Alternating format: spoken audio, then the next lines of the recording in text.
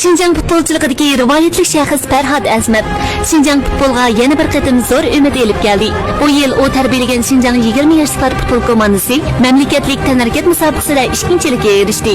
Uning musobaqadan burun kiyim almashtirish uyida a'zolari qilgan madad so'zi butun to'rni bir oldi. 阻挡的就是我们自己孩子们，要享受比赛，放开一搏，看见了吗？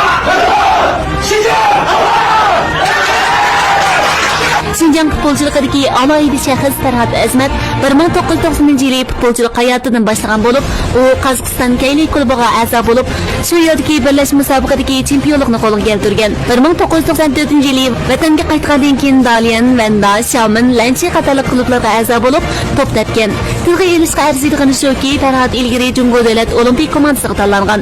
2000-yili sepdan chekingandan boshlab, hozirgacha Şinjanda trener bo'lgan. 20 yildan buyon u izchil Şinjan futbolchiligi uchun kuch chiqarib keldi. Shundaqla Şinjan futbolchiligi uchun kaynida nurg'ulg'an tunji qadamni qo'lga keltirdi.